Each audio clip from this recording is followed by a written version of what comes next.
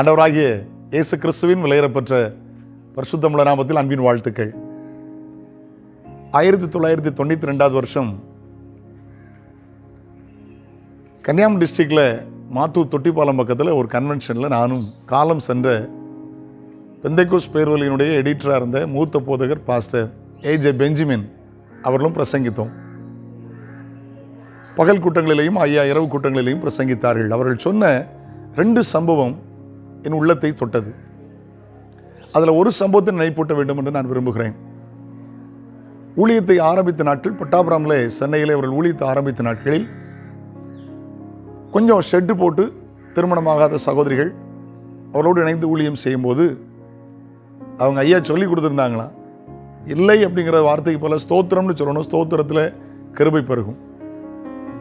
அப்போ யாராவது வந்திருந்தாங்கன்னா பில் அடிச்சு ஐயா காஃபி கொண்டாங்கன்னா சகோதரி மாதிரி சொல்லுவாங்க, ஐயா ஸ்தோத்திரம் அப்படின்னா காஃபி இல்லைன்னு அர்த்தம், ஒன்றும் இல்லைன்னு அர்த்தம். சகோதரி மாதிரி சில நேரம் வாரத்துக்கு ஒரு முறை காய்கறி வாங்க ஜாமான் வாங்க வெளியே வரும்போது ஐயா ஜாமான் வாங்கணும் பைசா தாங்க, சிஸ்டர் கர்த்தருக்கு ஸ்தோத்திரம் வாங்க, ஒன்றும் இல்லை. ஸ்தோத்திரம் பண்ணி அவங்க பெரிய சபையின் போதகராக மாறியிருந்தார்கள். அவங்கள் காலங்களில் இருந்தபோது இந்த ஸ்தாபனத்தில் கர்த்தர்களை கனம் பண்ணி வைத்திருந்தார், நான் நன்றாய் அறிவேன். அவங்க ஒரு சம்பவத்தை சொன்னாங்க. ஊழியம் வளர்ந்து வரும்போது சபையில் அநேக விசுவாசிகள் இருந்தார்களாம். அதில் நல்ல ஒரு குடும்பம், ஒரு சில பெண் பிள்ளைகள் உண்டு, வாலிப பிள்ளைகள் பதிவாக ஜெபத்துக்கு வருவாங்களாம். ஒரு நாள் அந்த பிள்ளைகளுடைய தகப்பனார் ஓடி வந்து சொன்னாங்களா, ஐயா என் மகளுக்கு திருமணம் ஒழுங்காயிற்று, ஆனால் கையில் பணமே இல்லை, ஒரு 50,000 ரூபா இருந்தால் கொடுங்க, நான் திருமணம் முடிச்சு தந்துடுறேன். அவர் சொன்னார், தம்பி இல்லையே, இருந்தால் தந்திருப்பேன், ஜெபம் பண்ணுவோம், ஒரு 50,000 சோத்திரம்னு கர்த்தருக்கு தருவார் அப்படின்னு சொல்லி அவங்க சொன்னாங்க. ஏன்னா வசனம் அப்படி தானே சொல்லுது. எபேசியர் 5ஆம் அதிகாரம் 20ஆம் வசனத்தில் எப்பொழுதும் எல்லாவற்றுக்காகவும் பிதாவாகிய தேவனை நோக்கி ஸ்தோத்திரம் பண்ணுங்கள் தானே சொல்லியிருக்கிறது. ஏன்னா உங்கள் விண்ணப்பங்களை ஸ்தோத்திரங்களோடு கூடிய ஜெபத்தினாலும் தேவனுக்கு தெரியப்படுத்த எழுதியிருக்கிறது. முறுமுறுக்கிறத விட்டுட்டு ஸ்தோத்திரம் பண்ணி பழகுங்க. கலங்கிறத விட்டுட்டு அவிசுவாசப்படுகிறத விட்டு எல்லாவற்றுக்காகவும் ஸ்தோத்திரம் பண்ணி பழகுங்க. இவர் போயிட்டார். திருமண ஏற்பாடு நடந்து கொண்டிருந்தது, எளிய முறையில் என்கேஜ்மெண்ட் இருந்தது. 2 வாரத்தில் மேரேஜ் நடக்க போகுது. மனைவி பிள்ளைகள் நாங்கள் பஜார் போயிட்டு வரோம் அப்படின்னு சொல்லி போயிட்டாங்க. இவர் எனக்கு தீர்மானம் பண்ணினார். வீட்டில் ஒரு நேரம் சாப்பிடாம முழங்கால் படிட்டு உபவாசம் பண்ணி தீர்மானம் பண்ணார். தெய்வ வாக்காத எடுத்துக்கிட்டார். இவ்வளோ தோத்திரம் பண்ண இவ்வளோ நேரம்னா 50,000 தோத்திரம் பண்ண இவ்வளோ நேரம் ஆகும். 2 மணி வரை பிளான் பண்ணியிருந்தார். எல்லாவற்றுக்காங்க ஸ்தோத்திரம், ரட்சிப்பை தந்தீரே ஸ்தோத்திரம், நல்ல குடும்பத்தை தந்தீரே ஸ்தோத்திரம், பிள்ளைகள் நல்ல காரியம் தந்தீரே ஸ்தோத்திரம், என்னெல்லாம் சொல்லணுமோ தோத்திரம் பண்ணி 2 மணி ஆகும்போது ஜெபம் பண்ணிட்டு சாப்பிடலான்னு இருக்கிற டைமில் கதவு தட்டுற சத்தம் கேட்டுச்சு. இவர் கதவு தட்டினா ஒரு தூரத்து உறவினர், ஒரு ரிட்டையர்ட் ஆஃபீஸர், தெய்வ மனுஷன், அவர் வந்திருந்தார். அவர் வீட்டுக்குள்ளே நுழையும் போது, என்னப்பா அவன் வீட்டில் யாரையுமே காணல, என்னாச்சு, எல்லாம் கடைக்கு போயிருக்காங்கய்யா, உன் பிள்ளைக்கு கல்யாணம்னு கேள்விப்பட்டேன்ப்பா, என்கிட்ட இதெல்லாம் சொல்லலையே ஒரு வார்த்தை, ஐயா கல்யாணத்துக்கு நாங்கள் உங்களுக்கு கார்டு கொண்டு வரலான்னு நினச்சோம், எல்லாத்துலையும் சொல்லலை.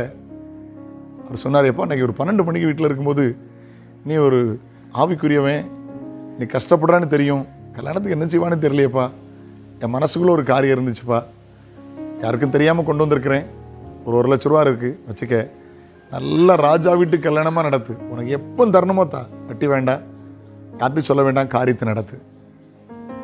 பாருங்க, ஐயாவை அனுப்பிட்டு அந்த ரூபாயோடு நேராக ஐயா ஏஜே பெஞ்சமின் ஐயாட்ட வந்தாங்களா. ஐயாட்ட கொடுத்த, ஐயா நீங்கள் 50,000 ஸ்தோத்திரம் பண்ண சொன்னீங்க, நான் 1 லட்சம் ஸ்தோத்திரத்துக்கு பிளான் பண்ணி 1 லட்சம் ஸ்தோத்திரம் பண்ணேன், கத்த 1 லட்ச ரூபா கொடுத்துருக்குறேன். பாருங்க, 92 நான் யோசிச்சு பாருங்க, இத்தனை ஆண்டுகளுக்கு முன்பதாக, கிட்டத்தட்ட 30 ஆண்டுகளுக்கு முன்பதாக 1 லட்சம்னா எவ்வளோ மதிப்பு, ஸ்தோத்திரத்துக்கு எவ்வளோ கிருபை இருக்கிறது. இவர் ஸ்தோத்திரம் பண்ண ஆரம்பிக்கும் போதே உறவினரை கத்தர் உணர்த்துகிறார். ஆண்டவர் நல்லவர், எல்லாவற்றுக்காக ஸ்தோத்திரம் பண்ணுங்க. கீழ்ப்படியாத புருஷனா ஸ்தோத்திரம் பண்ணுங்க, புருஷனை கத்தர் ரட்சிப்பார். கீழ்ப்படியாத பிள்ளைகளுக்காக ஸ்தோத்திரம் பண்ணுங்க, பிள்ளைகள் ஆசீர்வாதமாக இருப்பாங்க. வியாபாரத்தில் நஷ்டமா ஸ்தோத்திரம் பண்ணுங்க, வியாபாரத்தில் செழிப்பை கத்தர் தருவார்.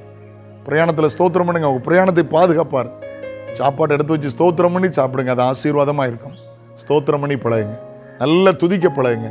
ஹல்லேலூயா. துதியினாலே ஸ்தோத்திரத்தினாலே கிருபைகள் பெருகும். ஜெபம் பண்ணுமா. பரலோக பிதாவே, பரிசுத்த பிள்ளையாக இயேசுவின் நாமத்தில் ஜெபிக்கிறோம். ஆண்டவரே, இவர்களை எனக்கென்று ஏற்படுத்தினேன், இவர்களின் துதியை சொல்லி வருவார்கள் என்று வேதம் சொல்லுகிறதையா. எபேசியர் 5:20 நம்முடைய பிள்ளைகளுக்கு தெளிவாய் சொல்லியிருக்கிறேன். எல்லாவற்றுக்காகவும் பிதாவை நோக்கி ஸ்தோத்திரம் பண்ணுங்கள் என்று வேதம் சொல்லுகிறதப்பா. ஹல்லேலூயா. அதிகாலை துதிக்க, இரவு நேரங்களில் துதிக்க, குடும்பமாய் துதிக்க நல்ல கிருபை தாரும். நன்மையும் கிருபையும் பிள்ளைகளை தொடரட்டும். மனப்பூர்வமாய் ஆசீர்வதிக்கிறேன். இயேசுவின் நாமத்தில் ஜெபங்கள் பிதாவே. ஆமென். God bless you. Have a nice day.